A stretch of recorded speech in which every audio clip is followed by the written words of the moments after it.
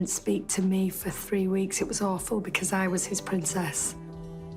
And then he'd summoned Atul and I to his office, and we had to sit at his desk across from him. And he basically said to Atul, "What's your intention with my daughter?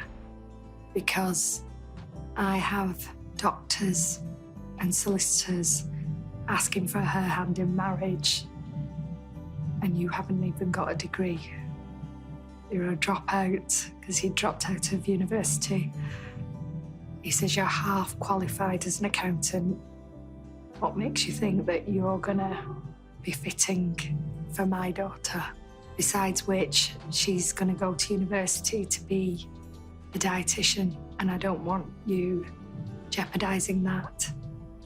Atul said, "There's one thing I will let you know.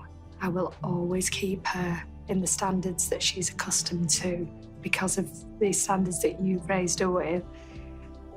And there's no way that I would ever stand in her way of becoming whoever she wants to be."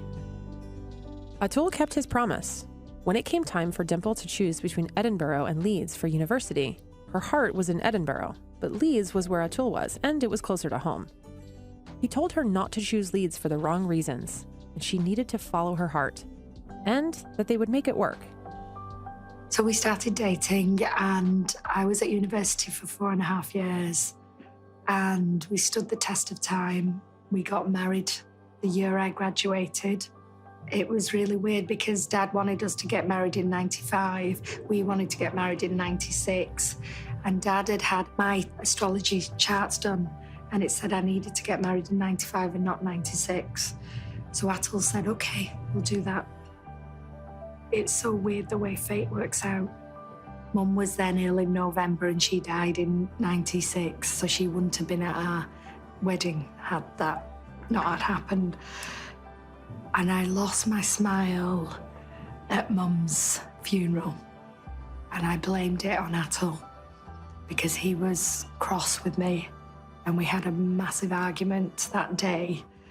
And I realise now that it was frustration. It wasn't that he was cross at me. He was hurting because he had an amazing relationship with my mum. He was the son that she never had.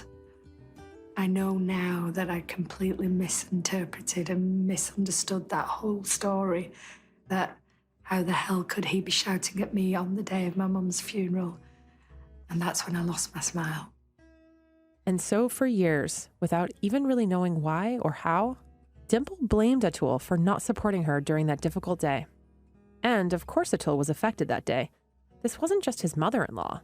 This was a woman whom his father had protected his entire life. She was someone who was important to him, not just to the woman he loved. But Dimple carried that moment with her, even though Atul showed support for her emotionally for the next 2 decades, through periods just as difficult, if not more. I was blaming him for all the problems that we were having in our marriage. I was blaming him for not understanding me. I was so caught up in me and so caught up in stories and all the past of how he's let me down, and I didn't realise how many times he was actually right there. We have 2 beautiful children. I didn't want children, he wanted children. So we played Russian roulette. I got pregnant with Maya. My God, we were blessed to have Maya. So then I decided we were going to have more than one because I didn't want an only child to suffer the loss of a parent on their own, because my sisters helped me through that with my mum. Then we tried for Kira, and we lost 5 babies in between. And he supported me all the way through that, and I never realised. I never once acknowledged that he lost children as well. It was all about me. Between stresses from their careers, miscommunication, and a growing distance between them, Dimple and Atul's marriage seemed to be nearing its end. They even had an exit strategy for their marriage. When Kira was 18, they would divorce, split their assets, and time with the kids. Dimple had joined the Tony Robbins Platinum Partnership, though. and there was a relationship event coming up. She invited Atul.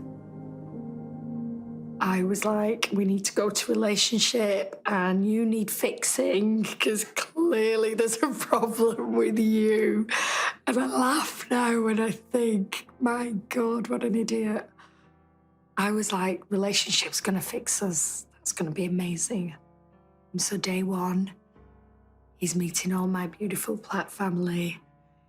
And Tony says, how many of you don't want to be here and have been forced to come here? 3 people stand up in the room. He's one of them. I'm going, oh my God. I'm so embarrassed, but I'm also so proud that he's man enough to be who he needs to be and be authentic and true, because it is true, he didn't want to be there. So we went through the first day and it was a bit weird because I felt like he was intruding in my world and I was a bit scared about how he would respond, and I felt like I was responsible for him. And then in the evening he was tired and I was like, no, we have to come and socialise with all my friends. And he's like, I just need to go to bed. I'm tired. So he went to bed. And then we had the hugest row because he was rude for going to bed. He's come all the way to Maui and he's tired. He's done back-to-back travelling prior to that because of the business and the challenges of taking on a new business. And the next day I said, I don't want to sit anywhere near you. You sit over there and I'll sit with my Platt friends at the front. Talk about significance. Sat right at the front and had the most ridiculous face on all day. It was awful. When I look back at some of the footage now, I think, God, and the pictures. As the event wore on, the topic of forgiveness came up. Dimple had asked, when do you not have to forgive someone? And she was, of course, talking about her husband. Through the 40-minute intervention, Tony worked with both of them to get to the root of the problem. Toward the end, he asked her a simple question. What are you going to do to make this different, to change? When he asked me that question, I had a flash into the future, actually. I was in my rocking chair in my 80s, and I couldn't imagine Atul not being next to me. And that was my answer. I was so in love with this man, there was no way